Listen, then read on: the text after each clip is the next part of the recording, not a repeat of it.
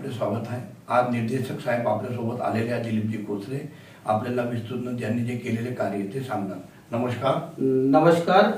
नवराष्ट्राचे खूप खूप आभार की मला आज ह्या इंटरव्ह्यू करता बोलवलं आहे। मी दिलीप कोसरे एक 2019 मध्ये दिव्यांग नावाचा मराठी चित्रपट केला आणि दिव्यांग हा चित्रपट दिव्यांग मुलांवरती आधारित होता आणि तो खूप गाजलेला पण आणि चांगला चाललेला सुद्धा आहे आणि एक क्षेत्रीय कलावंत आहे त्यांना एक आम्ही चान्स दिलेला आहे। सोबत सोबत माझ्या माध्यमातून माझ्या टीमच्या माध्यमातून एक वेब सिरीज सुद्धा केलेली आहे आणि बरेचसे व्हिडिओज केलेले आहेत आणि हा जो दिव्यांग चित्रपट आहे प्रबोधनकारक चित्रपट आहे।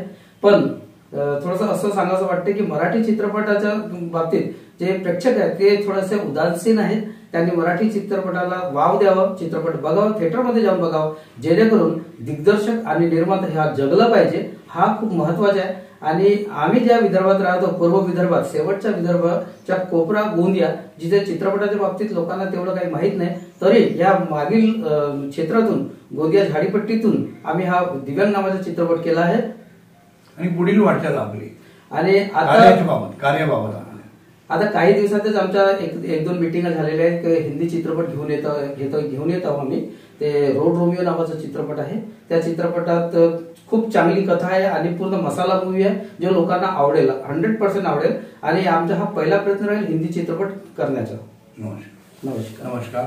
यांनी मन मोकळेपणाने दिलीपजी कोसरे यांनी सांगितले आहे। दिव्यांग जी फिल्म खूप गाजलेली होती, आपल्या जिल्ह्यात पण गाजलेली, मुंबईला पण चाललेली आहे।